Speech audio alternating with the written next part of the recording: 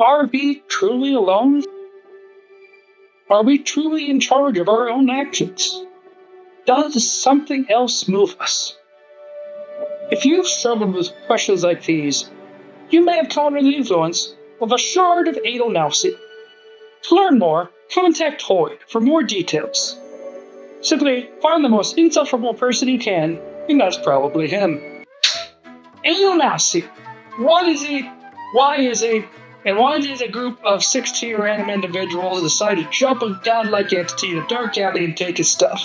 The Shards of Adonalsium are central components of Brandon Sanderson's Cosmere. The 16 vessels act, or acted, as gods, ruling their own domains of influence. It also happens that nearly every Cosmere story takes place in the territory of one or more shards. Since last year's best conclusion to the first half of the Storyline Archive, Wind and Truth, the status quo of the Cosmere and the gods that move it has all but been eradicated.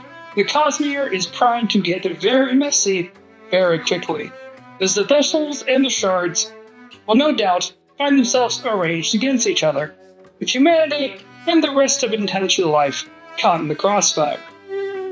As such, I thought that it would be a good idea to review the Shards of Adonalsium. What do we know about them, and where are they now? Before the Cosmere erupts into fires of war, let us first understand the players in our little game, here in Truth Watcher Corner.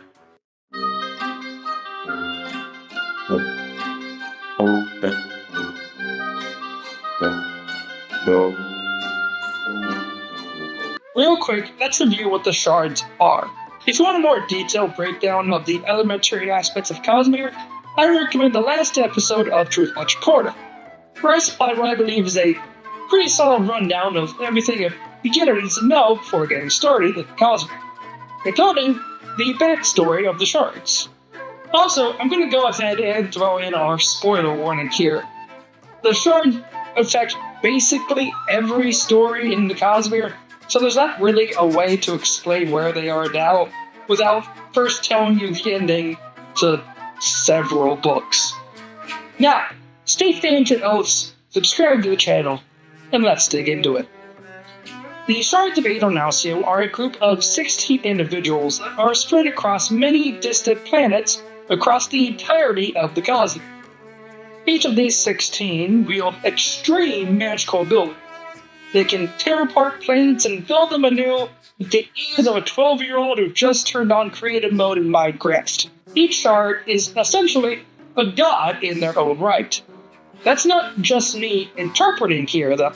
Many shards are heads of their own religions and refer to themselves as gods. This likely has something to do with where the 16 got their power from.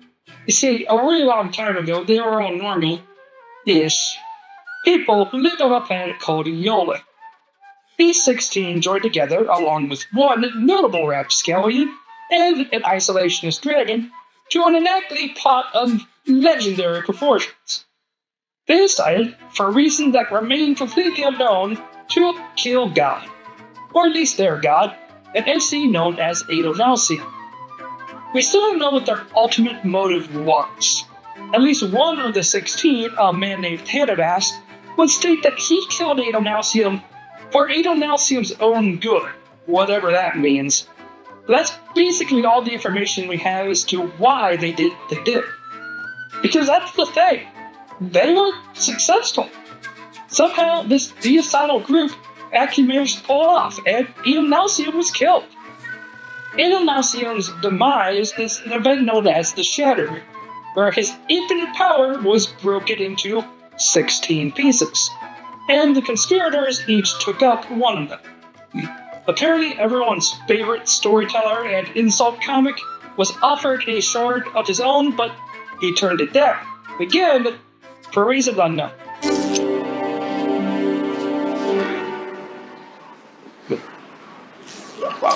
Because 1/16 of infinity is equal to infinity, taking on a shard granted these murderers almighty powers. They were supposed to take these powers and move to distant corners of the Cosmere, far away from one another, and they swore they would avoid each other. Though, as we will soon cover, they weren't lying, like real big time, and many immediately started interacting with each other for both good and very bad purposes. I should also clarify that there's a difference between the power of each shard and the person who holds said power.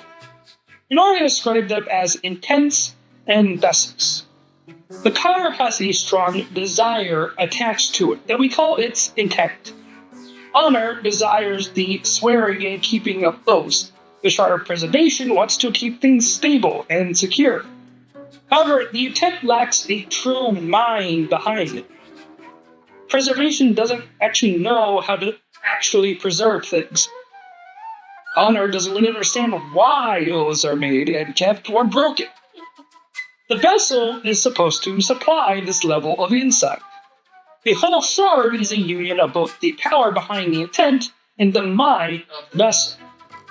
Vessels can actually be killed in very specific circumstances, and a new person can take over.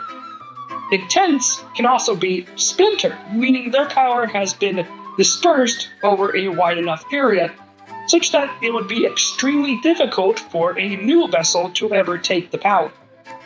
Keep those two things in mind as we explore the lives of the 16 shards like Adonalsium. So,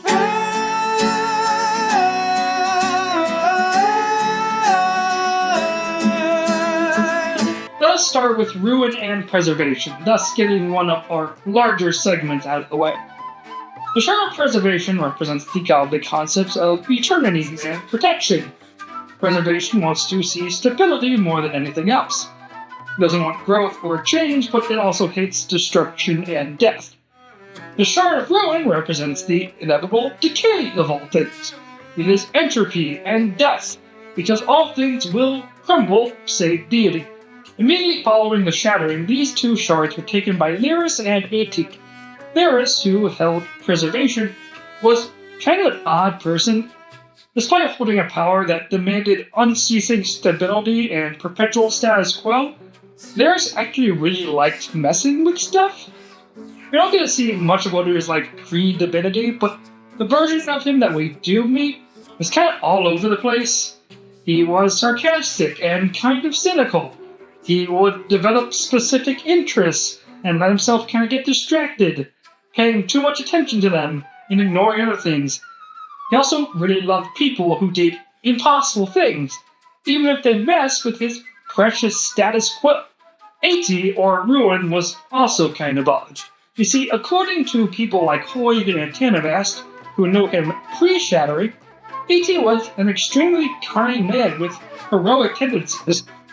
You'll find that At actually took Ruin for the purpose of keeping it contained. While At controlled Ruin, the Shard was primarily focused on bringing an end to things slowly, like decay and entropy. He could have focused on destruction and explosions and death, but he tried not to intentionally. These two shards were actually the first to break the non-intervention pact, but they didn't actually do so out of malice. You see, the two settled in an empty star system and lived peacefully together. Ruin could only end things, and Preservation can only keep things the way they are, but they found that when applying their powers together, they could actually create things. They set about filling their star system with stuff, namely the planet of Scandria. They were able to not only create a ball of rock and dust, but able to fill it with light. However, Lyris wanted more. He wanted actual human life that was intelligent and sapient, but he couldn't do that on his own. So he struck a deal with Ruin to make humans for Scandria, promising that Ruin could one day wipe them all. You see, Preservation is actually pretty crafty, and he actually betrayed Ruin in this moment. Lyris sacrificed his mind to create a mystical prison that contained Ruin's power, and he separated a portion of Ruin's power off from the main shard. The two would live in this state for untold centuries. Ruin held back, but Preservation left only partially sane. You know that Ruin was still able to influence people in this time period, and he tried to manipulate a number of people to take part of the power of preservation and then use it to free this. He nearly succeeded with a man named Alendi, but Alendi was betrayed by another named Rashik, who used the power of preservation to conquer the world and live as an immortal dictator. Ruin eventually succeeded. He manipulated the young hero Vin, who had killed Rashik, into releasing him, and he almost destroyed the world. Varys, who had sacrificed a lot of himself to keep Ruin contained for so long, would actually die around this time, too weak to go on. Ruin would try to splinter preservation's power to make sure no one could take it up and stop him from destroying the world. But Vin's mentor, a man named Kelsier, who was also sort of dead at the time, would use an arcane device to temporarily make himself preservation, thus keeping it away from Ruin. Using the power, he was able to slip a vital clue to his still living brother, a man named Marsh, and that allowed him to purge Vin of Ruin's influence, so Vin could become the new preservation more stably. A.T. at this time tried to get the power that Lyris had separated off from him, but Vin's husband, the Emperor Ellen Venture, was able to burn the power away and died in the process. Vin, in retribution, made a suicidal attack, killing both herself and A.T.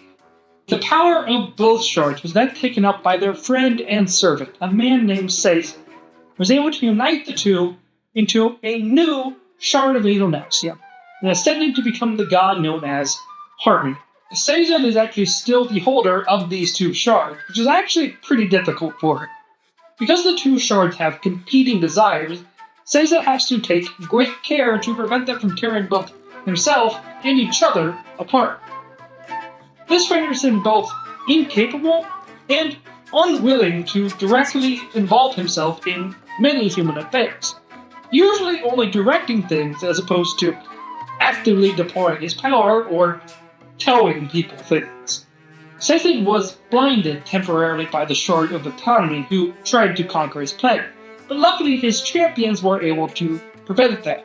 Now, he seems to be actively engaging in preparing his planet for the coming Cosmere-wide conflicts, but he still refuses to tell people any of the knowledge he is privy to, things like advanced understandings of the science and the universe. Sazed wants humanity to not rely on him and grow on their own merits. Sazed has sent his servants, the Kandra, into the Cosmere to both stealth and serve as envoys to other worlds that he may want to build alliances with. But he's doing so carefully, desiring peace and hating conflict. After that lengthy explanation, let's knock out a few more rapid fires time. There are a handful of shards that I like to call the Unseen and the 115. These are all shards that we know almost nothing about, other than their Shardic name. This makes them unseen in the Cosmere movies. However, we also know many of their vessel names, due to a short chapter in Winged Truth, Chapter 115. This chapter, told from the point of view of Tanabast, who held the Shard of Honor at the time, sees him quickly name many other shards. There's the Shard of Whimsy, which is held by a completely unknown person. All we even know about them is they aren't particularly interested in anything to do with planning or ambition, nor are they terribly useful. Brandon had also stated that Whimsy is the most dangerous shard, but only to a person's sense of decorum and self-worth. The two shards in this group that I personally find the most interesting are Invention and Reason. Their intents would seem to go hand in hand, and they are both not only absent from the Cosmere, but noticeably absent. Held by a man named Chanko Sar, Invention initially traveled to Cosmere, creating unknown great marvels. Reason was held by a man named Urdius, who, according to Brandon, has only ever wanted to hide and survive, and is the only one of the original 16 to stick strictly to the non-intervention path. What makes these two so interesting to me is the fact that they have seemingly made themselves completely hidden to even the other shards. which raises all sorts of questions about their desires, intentions, and alternate plans. The Shard of Mercy is held by another completely unknown individual and is someone we really do know next to nothing about. You know that Harmony spoke with Mercy once and said that he finds something about her troubling, though he wouldn't specify what. We also know she was involved in a fight between two other shards that we'll get to in a bit, Odium and Ambition. We don't know what side Mercy took in that fight, nor why she took part in it to begin with. Finally, in this group is Valor. Valor is held by a female by the name of Landon-Core. I say female because Landon-Core was never mortal, nor was she human. She was a dragon. I debated going into this in more detail in my beginner's guide video, but humanity is not the only sentient life in the Cosmere, or from Adonalsium's homeworld of Yola. There were also dragons, and the Cosmere has a couple other species that I'll explain as they become relevant. At least one other dragon became a shard, and another dragon named Frost was part in the original cabal that killed Adonalsium, but he didn't take a shard for unknown reasons. Regardless, Landon-Core was, prior to the Shattering, regarded as a great warrior. Personally, I think being a dragon is kind of cheating at the whole great warrior thing, but there you go. She also has some weirdly conflicting motives. 3,000 years after the Shattering, Canvas could not track her down. Despite that, some millennia later, Hoyd was able to contact her, and she seemed very open and even amiable to talking to us, which means that she's at least somewhat sympathetic towards Hoyd's goals, which have always been generally positively oriented, even if he is just the world's biggest headache given human form. However, since then, Valor seems to have gone missing. Valor has vanished from all other shards and those who track such things like Hoyd. Endowment may know more, but she has scolded Hoyd for even considering talking to Valor, telling him to, quote, leave her alone, and informing him that Valor, quote, does not want to see you again. Hoyd has said that he intends to go track Valor down, which, assuming he keeps his word here, is what he should be doing at the end of the currently established Cosmere timeline, so why don't you wait and see more. After those two, let's take a look at a couple more that we have some more information about. Autonomy and Endowment. I'm lumping these two together because while we haven't seen them in significant detail so far, both are slated to have increasingly bigger roles in the Cosmere moving forward. Starting with Autonomy. At the Shattering, the Shard of Autonomy was taken by a woman named Babidance, who, like most shards, we know little about personally. She settled in a star system called Talden, where she has done a few things that are quite a bit different from many of the other shards. For starters, as opposed to making a particular planet for home base, she has made the system star the seat of her power. Babinon's goals seem to primarily be focusing on making herself untouchable, both by shards and more mundane forms of sapient life. To do this, Babinon has seeded many worlds with aspects of her divine power, so that she can use them later if those worlds were ever deemed a threat to her. Kind of like the theological and magical equivalent of a sleeper region. In the meantime, she put her own system into a deep isolation.